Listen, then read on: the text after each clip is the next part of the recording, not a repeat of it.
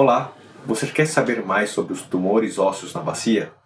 Você é um paciente ou tem um familiar, um colega que tem um tumor ósseo localizado nessa região? Então fique atento, pois é disso que eu vou falar nesse vídeo.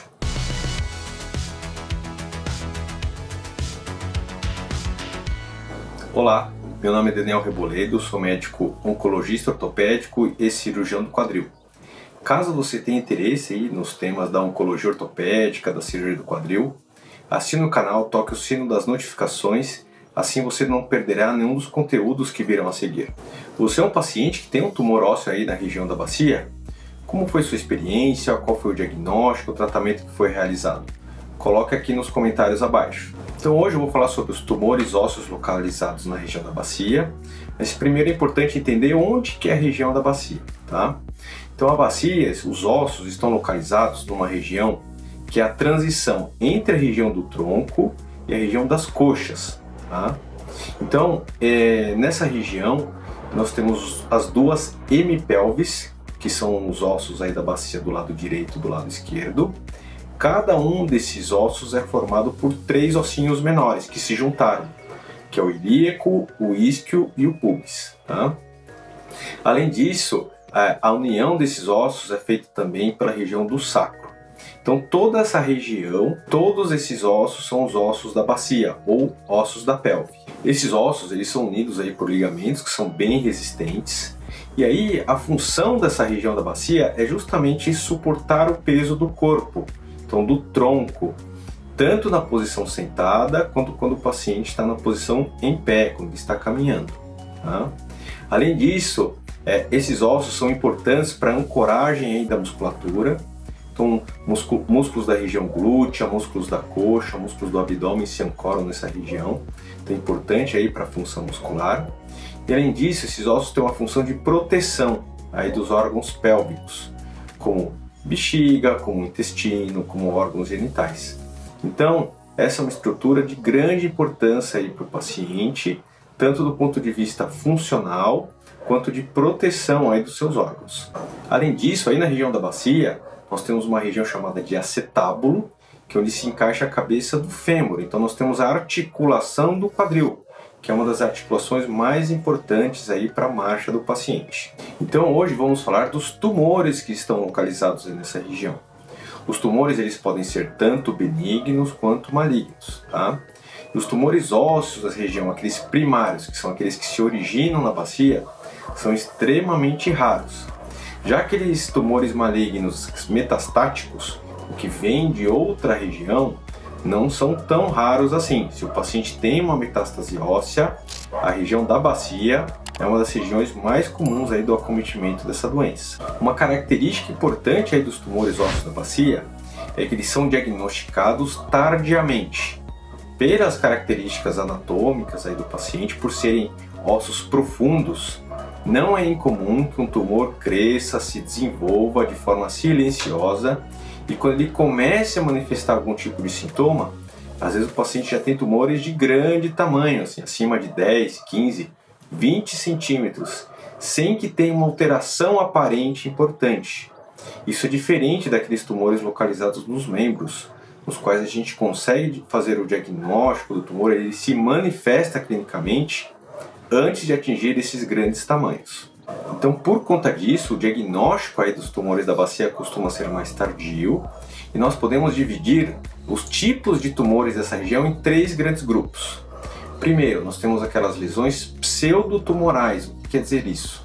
Na verdade, são lesões que simulam tumores, mas não são tumores propriamente ditos, tá? Nós temos também aquelas lesões, os tumores benignos, que são aqueles tumores que se desenvolvem localmente, mas não têm a capacidade de se espalhar pelo organismo. Já os tumores malignos são aqueles que você tem uma agressividade local, então eles crescem de uma maneira mais rápida, e além disso eles têm a capacidade de se espalhar, ou seja, eles têm a capacidade de formar metástases também. Então, só para exemplificar, existem inúmeras lesões que simulam tumores, que são aquelas pseudotumorais. Então, que às vezes, num primeiro momento, existe uma suspeita, mas que na verdade não se trata de uma neoplasia, de um tumor propriamente dito. Então, existem alterações anatômicas que podem ser uma suspeita de tumor, Isso acontece principalmente naquelas lesões em crianças. Às vezes existe uma articulação condral, uma sincondrose da região isquiopúbica. Isso pode lembrar um tumor, não é incomum ter que avaliar pacientes por conta disso. Além disso, traumas, fraturas por avulsão. Existem pacientes que, por fazerem algum trauma, algum exercício de grande intensidade, pode ter uma avulsão óssea, um pequeno fragmento que se descola aí da bacia. Isso, em alguns casos, pode ser confundido com tumor. Infecção óssea, osteomerite, também em alguns momentos pode ser confundido. Pode ter uma imagem aí mais agressiva localmente. Displasias ósseas, displasia fibrosa, é uma alteração aí da anatomia da constituição do osso, porém ele também não é um tumor de verdade. Doenças metabólicas, como doença de Paget, também pode lembrar. Cistos ósseos, que são aquelas lesões que temos líquido dentro do interior do osso. Então a gente tem um conjunto aí de doenças, de lesões, que podem simular aí um tumor ósseo e não são propriamente um tumor de verdade. Então a gente tem que ter muito cuidado na avaliação da suspeita de um paciente que tem um tumor na bacia, pois muitas vezes não se trata de um tumor propriamente dito. Soltura de prótese de quadril. Então às vezes o paciente tem uma prótese, fez um implante aí por uma doença degenerativa, por uma fratura, e ao longo dos anos o processo de soltura pode simular um tumor no primeiro momento. É importante lembrar que quando a gente tem um tumor na região da bacia, ele tem uma chance maior de ser maligno do que em outras partes do corpo, nos braços, nos membros. Então a proporção de tumores malignos na bacia ela é maior. Além disso, existe uma dificuldade técnica cirúrgica de tratamento aí desses casos. É uma região anatomicamente mais complexa. A gente tem uma proximidade grande com vísceras aí, como bexiga, como intestino, como vasos. Então é mais difícil naquele paciente que a gente tem que fazer a retirada do tumor por completo, fazer essa retirada de forma ampla. Então é uma localização muito mais difícil de ser tratado do que em outras regiões habitualmente. Então, dentre aqueles tumores malignos, os mais comuns são as metástases ósseas aí dessa região. Então, aquele paciente que tem um tumor primário ou de mama, próstata, tireoide, pulmão, e de repente ele se espalha, esse tumor pode acabar se localizando na bacia, tá? Temos uma outra doença, que é um tumor de medula óssea, que é o mieloma múltiplo, que em muitos casos a manifestação dele óssea também pode ser na bacia. Quando falamos daqueles tumores primários, que são aqueles mais raros, nós temos os mais comuns nessa região. São condrosarcoma, osteosarcoma, tumor de Ewing. O cordoma como um tumor dos mais comuns na região do sacro. Nós também podemos ter linfomas nessa região. Então existem alguns subtipos aí histológicos aí de câncer ósseo que podem se originar nessa região. Dentre os tumores benignos, os mais comuns são o tumor ósseo de células gigantes, o cisto ósseo nerismático e a displasia fibrosa também. O diagnóstico dos tumores ósseos na bacia também está um pouco mais complicado. Como eu falei, é mais difícil, é mais tardio o diagnóstico, né? Primeiro porque do ponto de vista clínico é mais difícil detectar, o paciente tem menos sintomas, tem uma protuberância menor, aí, um aumento de volume mais difícil de ser detectado. E além disso, os exames de imagem são um pouco diferentes. Então a gente vai sempre analisar primeiro com uma radiografia simples, que também é um bom exame e pode fazer o diagnóstico em vários tipos de situação. Mas dependendo da localização, às vezes a radiografia pode vir normal. O paciente às vezes tem um tumor, é mais difícil visualizar. Primeiro pela conformação dos ossos da bacia, segundo porque existe gás aí no interior do abdômen, é mais difícil, temos mais estruturas que ficam na frente aí dos ossos. Então às vezes é mais difícil fazer o diagnóstico. Então apesar da radiografia ser importante, às vezes a gente precisa lançar mão de outros exames. A tomografia computadorizada é um ótimo exame, então é um exame que a gente vai pedir logo a seguir da radiografia. A gente vai conseguir ver melhor aí a anatomia óssea, vamos conseguir ver pequenas alterações que o exame de radiografia simples não visualiza, tá? Outro exame importante é a ressonância magnética, ela é muito boa também, e com a ressonância a gente vê melhor a invasão de estruturas de partes moles, vê a relação com estruturas neurovasculares, vê processos inflamatórios associados, conseguimos ver lesões medulares que a gente não vê nos outros exames, consegue diferenciar melhor algumas situações. Então esses são os principais exames aí para diagnóstico. A cintilografia óssea pode ser importante também, Então, em alguns casos de estadiamento, ou seja, de controle aí de pacientes que já têm algum tipo de câncer, a cintilografia óssea pode mostrar uma concentração aumentada nessa região da bacia. Então, ela pode ser um indicativo, uma suspeita de lesão que deve ser investigada. Quando não conseguimos confirmar o diagnóstico, quando a gente tem uma suspeita aí de um diagnóstico de malignidade, pode ser feito ou deve ser feito o procedimento da biópsia óssea. O que é esse procedimento?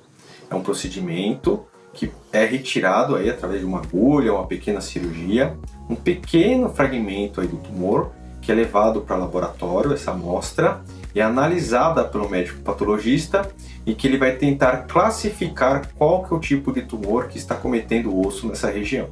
Dentre os sintomas aí do paciente, acho que o mais comum é a dor propriamente dita, tá? É aquela dor persistente nessa região, uma dor que pode ter piora noturna, uma dor que vai piorando e que o paciente, mesmo com os analgésicos, ela não melhora, tá? Não necessariamente relacionado com exercícios, mas se estiver dentro da articulação, ela pode piorar com movimentação. Então é muito difícil, às vezes, diferenciar essa dor de outras dores ortopédicas. Então, se o paciente tem um tumor na região posterior da bacia, na região de trás, muitas vezes essa dor é confundida com uma dor de coluna, com uma dor do ciático. Isso é uma coisa relativamente comum, tá? Quando ele tem uma dor mais na frente, ela pode ser confundida com algum desgaste articular, com alguma tendinite. Então, é muito comum que esses pacientes tenham outros diagnósticos que são mais comuns, feitos anteriormente, e por isso também que demora. E a gente não tem aquele aumento de volume clássico de outras regiões, tá? Às vezes demora, o paciente às vezes ele não tem um bloqueio articular, não tem um aumento de temperatura. Então, por isso, pela falta de sintomas característicos, que às vezes demora-se para fazer o diagnóstico. E como que é feito o tratamento aí desses tumores, tá? Então depende muito do diagnóstico, varia muito. A gente tem uma ampla gama aí de tratamentos que podem ser feitos. Para aquelas lesões pseudotumorais, como cistos, uma displasia fibrosa, algum tumor benigno, pode ser feito até um tratamento com observação, ou seja, não é feito nenhum procedimento, nenhuma cirurgia. Então, dependendo aí da característica da lesão, pode ser feito só uma orientação e um acompanhamento. Então, dependendo do tipo de doença, a gente também pode usar medicamentos, tá? Vão ser tratamentos medicamentosos. Então, existe uma doença metabólica, que chama doença de Paget, que é uma doença que existe um aumento da reabsorção óssea nessa região, e o paciente pode receber um tipo de medicamento chamado de bifosfonato, para diminuir essa absorção óssea. A displasia fibrosa também pode ser tratada dessa maneira, tá? Então, histiocytose é uma doença de um paciente mais jovem, pode ser tratado com corticoides. Então, dependendo do diagnóstico, existe a possibilidade de tratamento medicamentoso. Já quando falamos de tumores benignos sintomáticos, como um cisto ósseo, um tumor de células gigantes, um cisto ósseo melismático, deve ser feito algum tipo de tratamento cirúrgico, tá? Um tratamento localizado para tentar eliminar o tumor dessa região e controlar a doença, tá? Então pode ser feito algum tipo de curetagem, pode ser feita alguma ressecção simples dessa lesão, se for um cisto, algum tipo de aspiração. Então existem tratamentos que variam desde tratamentos menos invasivos, como infiltração, até tratamentos cirúrgicos aí um pouquinho mais complexos. Já no caso aí dos tumores malignos, a gente pode dividir naqueles pacientes com tumores primários, ou seja, aqueles que se localizam aí, se originam no osso, daqueles secundários, que são as metástases, tá? Quando o paciente tem uma metástase óssea nessa região, a gente vai avaliar o paciente por inteiro, quantas regiões que o paciente tem metástase, quais os outros ossos, se o paciente está sentindo dor, tá? A preferência é fazer o tratamento sistêmico, ou seja, o tratamento do corpo inteiro do paciente. Então, normalmente o paciente ou está fazendo hormonioterapia, ou está fazendo quimioterapia, alguma imunoterapia, e essa região da bacia vai ser uma região que esse tratamento também vai agir, tá? Se o paciente não, ele tem uma doença muito sintomática, esse tratamento sistêmico não está funcionando, pode ser feita uma radioterapia nas metástases. Dependendo do tipo de metástase, a gente pode ter uma ótima resposta, tá? Isso também serve para o mieloma múltiplo, tá bom? Então, cerca de 80, 90% dos casos podem ser tratados com radioterapia. Já quando o paciente tem uma lesão que não responde a esses tipos de tratamentos, ainda existe espaço para o tratamento cirúrgico. Então, mesmo o paciente tendo uma metástase, se ela é muito sintomática e não responde, e a cirurgia não vai ser muito mórbida, não vai ter muito risco para o paciente, pode ser feita uma cirurgia de retirada dessa metástase óssea. Tá? Dependendo da localização, se ela está acima do acetábulo, pode ser feito até tratamentos cirúrgicos menos invasivos, como uma acetabuloplastia, no qual é feita uma injeção de cimento no lugar onde tem a metástase óssea. Isso pode ser suficiente para alívio sintomático do paciente. Agora, já quando falamos daqueles tumores primários, como osteosarcoma, condrosarcoma, tumor de Ewing, pode ser que em algum momento do tratamento deva ser feita cirurgia de ressecção desse tumor. Aí que vem a dificuldade. Como eu falei para vocês, é uma região muito complexa, absorve muitas cargas, temos articulação. Então, às vezes é feita uma cirurgia chamada de hemipelvectomia, que é uma cirurgia de retirada aí do tumor em conjunto com parte de ossos da bacia. Tá? Dependendo da região, a gente pode ter ótimos resultados funcionais, sem grandes limitações para o paciente. Mas dependendo da localização, essa cirurgia pode ser extremamente complexa, perto de vasos, perto de nervos, às vezes incluindo articulação. Até pouco tempo, a cirurgia clássica era de retirar esse tipo de câncer, né, de osso da região da bacia, e não fazer nenhum tipo de reconstrução. Por ser muito complexo, a gente não tinha próteses disponíveis. Mas hoje essa história, esse tipo de tratamento pode estar mudando. Hoje em dia temos uma evolução aí das tecnologias, então a gente sabe que no exterior já é possível fazer uma prótese customizada em 3 dimensões, fazer uma prótese específica para aquele câncer, para aquela parte aí da bacia que a gente vai fazer a retirada desse tumor. Então a gente pode, de acordo com a localização, planejar a retirada e fazer uma prótese de acordo com o câncer que vai ser retirado e tentar fazer uma reconstrução desse osso que foi retirado. E também existe agora disponível uma prótese que chama prótese em cone de sorvete. Por que ela tem esse nome? Por causa do formato triangular dela. Ela lembra um pouquinho o cone de sorvete. No qual, mesmo naqueles pacientes em que a gente faz uma grande retirada aí da articulação do ilíaco, se a gente tem uma preservação do ilíaco posterior, que é a parte óssea que fica atrás aí do paciente, a gente pode tentar ancorar essa prótese nesse paciente, fixá-la e fazer uma articulação a partir da fixação dessa prótese. Isso pode trazer grandes benefícios funcionais aos pacientes. Independente se essa cirurgia de hemipelvectomia vai ser feita com ou sem reconstrução, já é uma cirurgia de grande porte. Muitas vezes temos que associar algumas equipes, cirurgia oncológica, cirurgia vascular, cirurgia plástica por procedimento. Então é importante que o paciente entenda essa complexidade e a gente propõe esse tratamento para aquele paciente que realmente vai se beneficiar.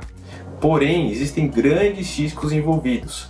Por isso é importante o tratamento com um profissional, um centro de referência, e é importante o paciente estar preparado para esse tipo de complicação. É uma jornada esse tratamento da hemipelvectomia, da cirurgia dos tumores pélvicos. Então é importante ele estar motivado e ter o total entendimento da sua doença e tratar com um profissional de confiança e que tenha capacidade para esse tipo de tratamento. Então, como vocês puderam observar, os tumores na bacia, eles variam muito. A gente pode ter desde uma alteração que não tem grande importância, às vezes é só um susto aí para o paciente, tem o diagnóstico de tumor, mas às vezes não é nem um tumor de verdade, até aqueles casos de pacientes que realmente têm uma doença importante, uma cirurgia complexa que pode mudar as suas vidas. Então é importante o paciente ter ciência disso e tratar com um profissional no centro de referência desse tipo de doença. Caso vocês tenham alguma dúvida sobre esse tema, coloquem aqui nos comentários. Não posso dar condutas aí de casos específicos, porém dúvidas genéricas teria o maior prazer em responder. Caso tenha gostado das informações, dê um like, compartilhe com algum familiar, algum colega que possa se beneficiar desse tipo de conteúdo. Paz e saúde para todos e até a próxima!